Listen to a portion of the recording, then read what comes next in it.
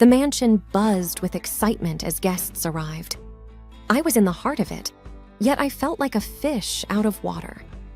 The grand hall was decorated tastefully, with tall vases of roses lining the room. As I walked through the entrance, I could see a mix of familiar and unfamiliar faces. My husband, John, was deep in conversation with a couple of his friends.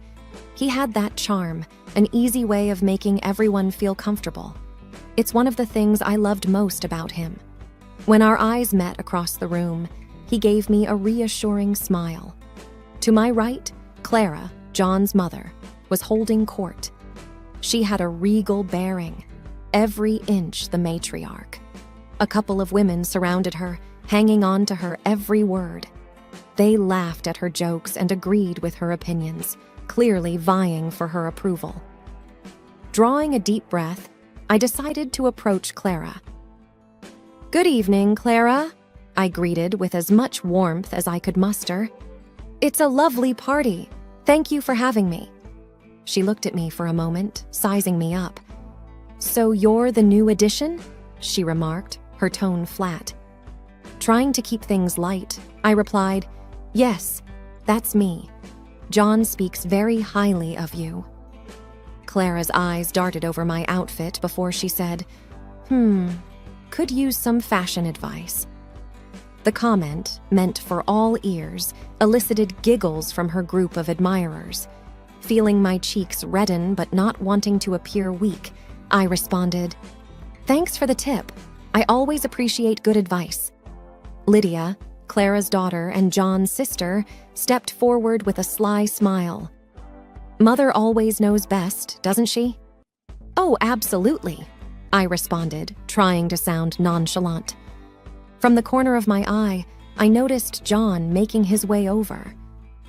"Ladies," he greeted, nodding at Clara and Lydia. "I see you've met my beautiful wife." "Just getting acquainted," Clara said with a slight smirk. John, sensing the underlying tension, tried to ease the situation. "How about a dance, Mary?" he proposed, extending a hand to me. I gratefully accepted, and as he led me to the dance floor, I whispered, "Thank you." He squeezed my hand, whispering back, "Always."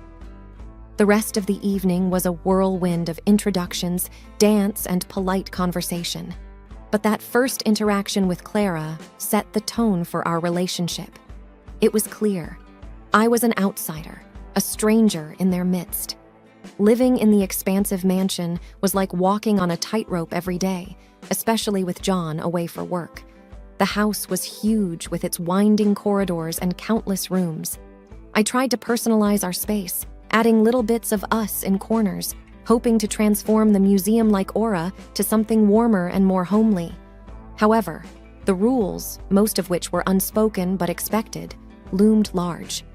I'd get gentle reminders from Clara about how things are done in this household. Things like which china to use for breakfast, which room not to sit in, or even the correct way to answer the landline phone. It felt restrictive and suffocating. One particular morning, after John left for work, I was in our designated living room, rearranging some books and adding personal photos to the shelves, trying to make the mansion feel more like home. That's when I heard the door unlocking. Before I could even turn around, Clara was inside, that familiar smirk gracing her lips. "Good morning, Clara," I greeted, attempting to keep things cordial. "Wasn't expecting you this early." She cast a quick glance around the room, her gaze landing on the pictures I had just set up.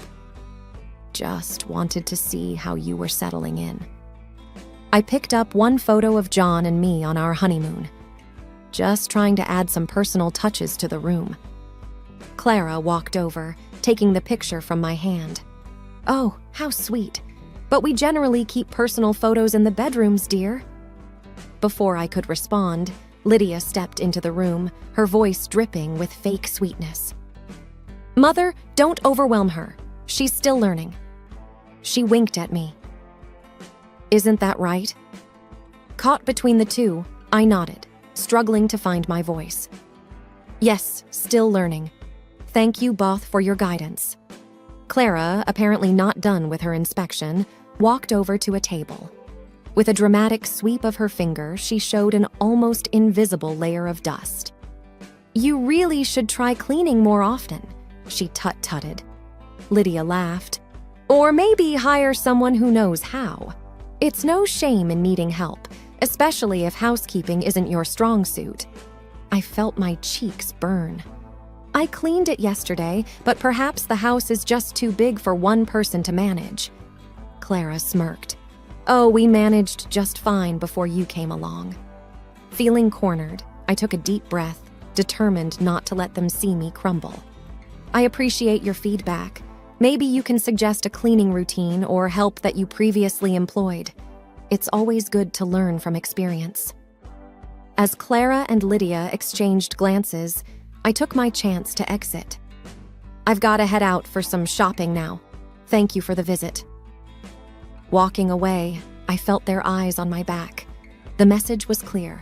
This was their territory, and I was an intruder. The unwelcome mat wasn't just a piece of fabric at the entrance. It was an ever-present shadow, reminding me of my outsider status. Weeks went by, and as difficult as living in the mansion was, there was one recurring event that I found especially hard to handle. Every time I gathered the courage to approach John about possibly moving out, Clara would somehow have a health issue. One evening, John and I were out in the garden.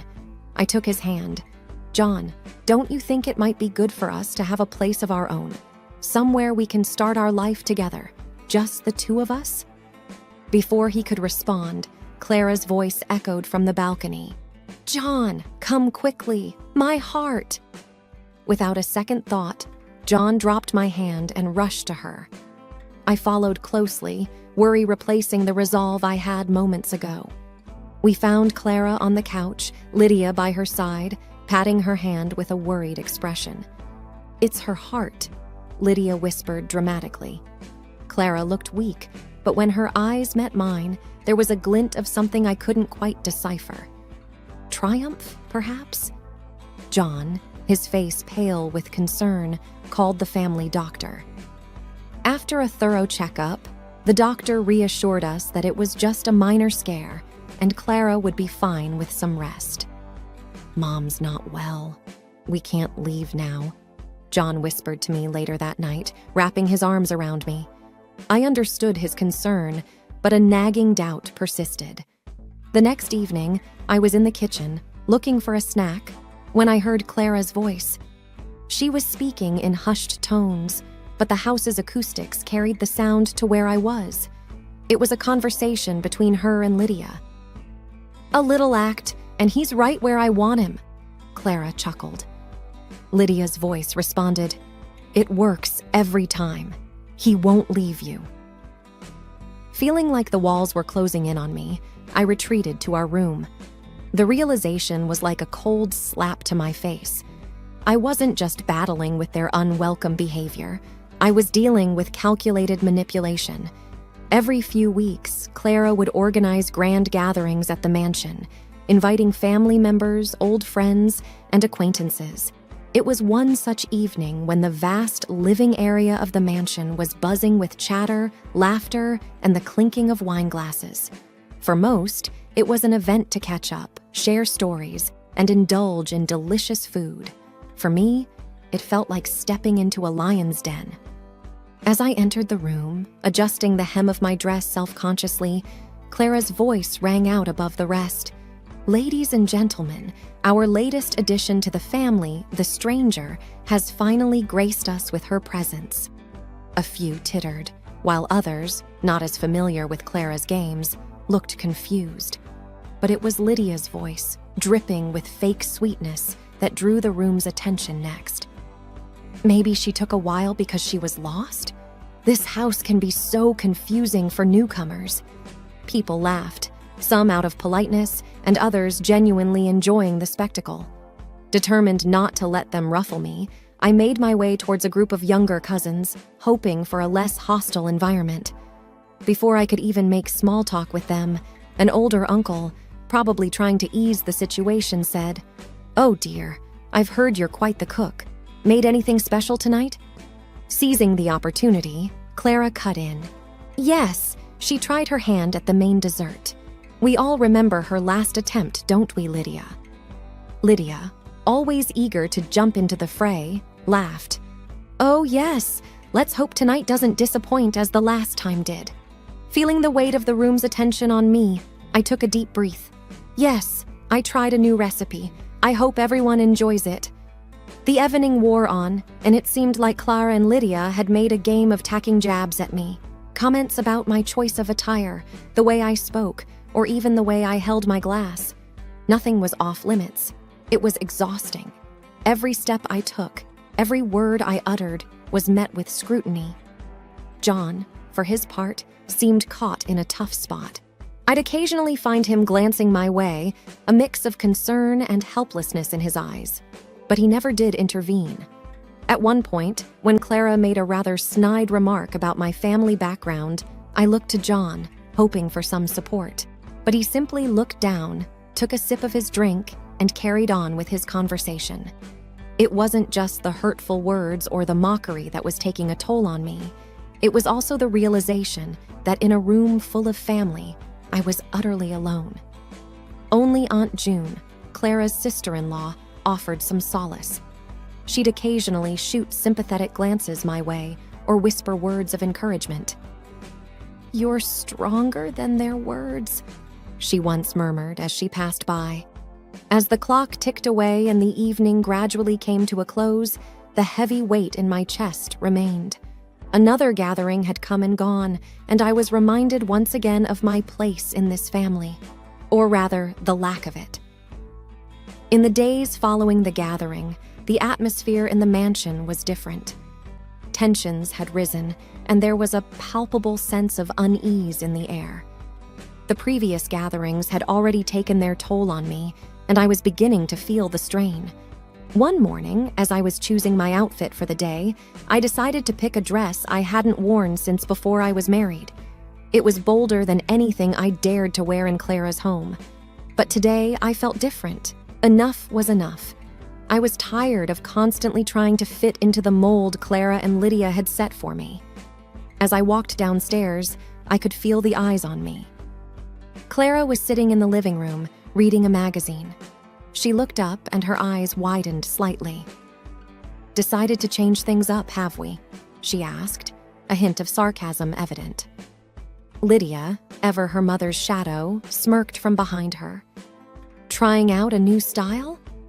Ignoring them, I responded, "Yes, I felt like it. Change can be refreshing." During breakfast, I decided to go against another unspoken rule of the house.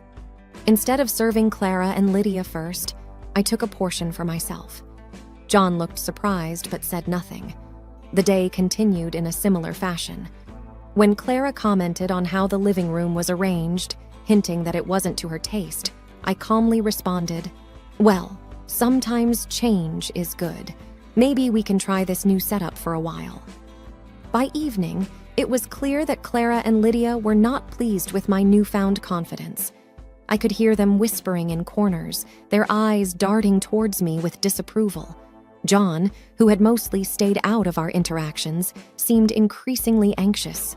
During dinner, Clara tried to regain her control. "I was thinking of hosting another gathering next week," she began, eyeing me pointedly. "That sounds like a lot of work.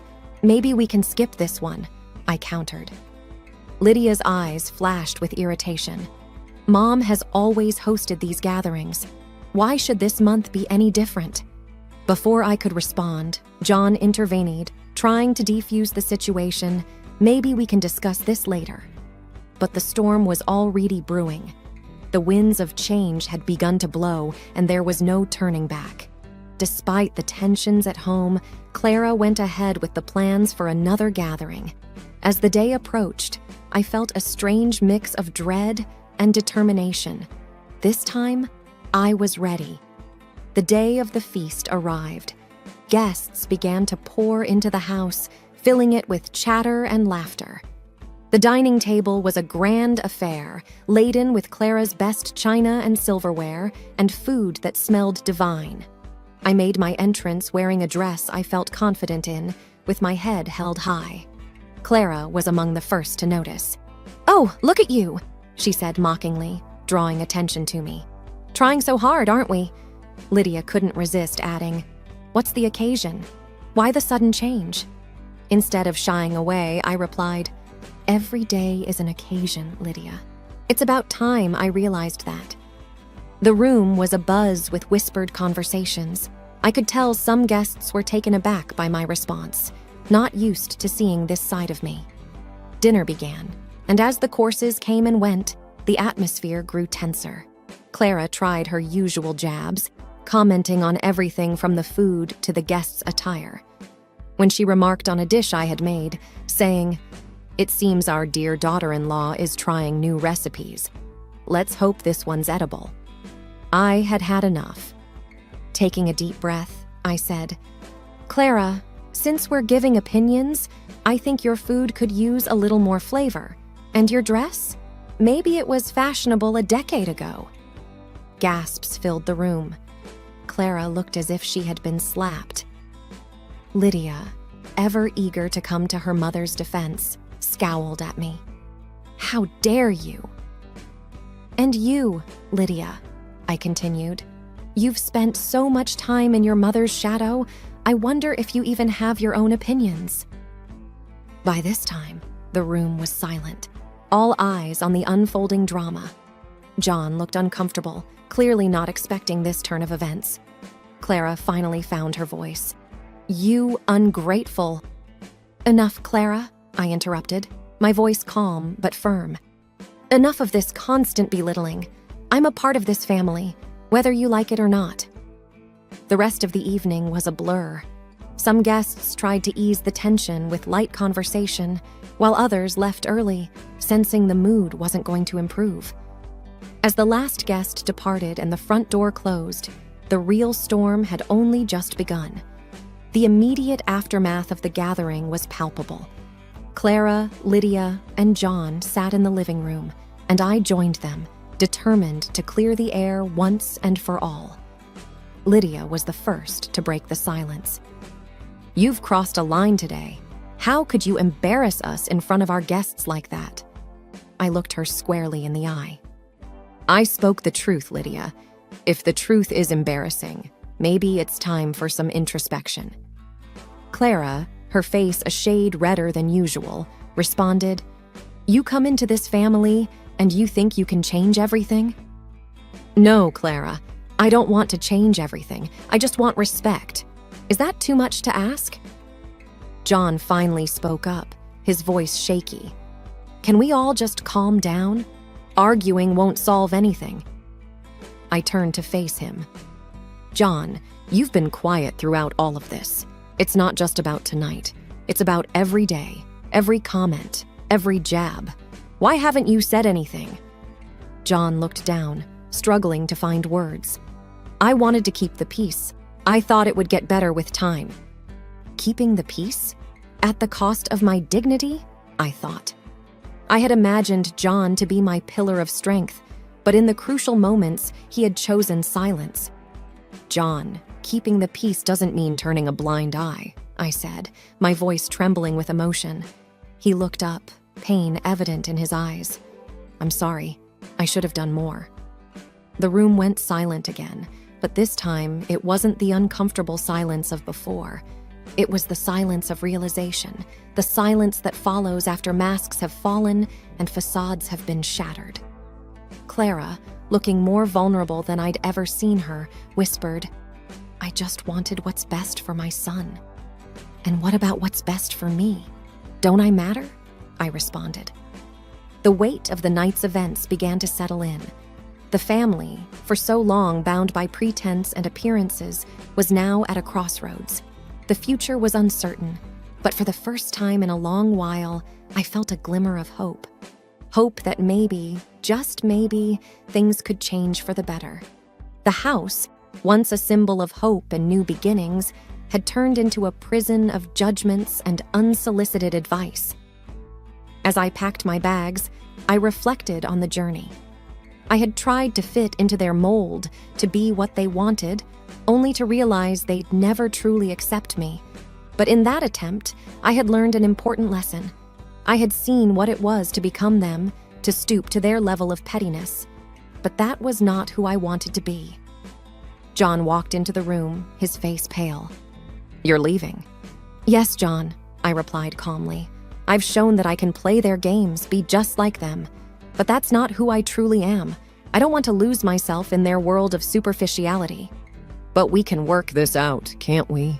he pleaded. "John, it's not about working it out anymore. It's about me preserving my essence, my dignity. I deserve more than just to fit in or be tolerated." The trip to the lawyer's office felt both long and short, the end of one chapter and the beginning of another. Relocating to a new city gave me a fresh start.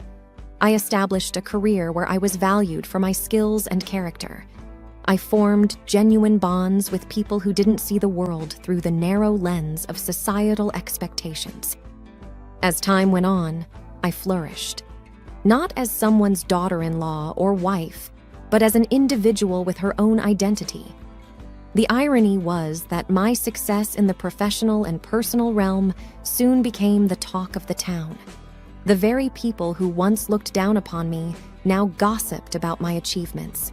But by then, their opinions didn't matter. I had chosen to prioritize my mental and emotional well-being over their approval.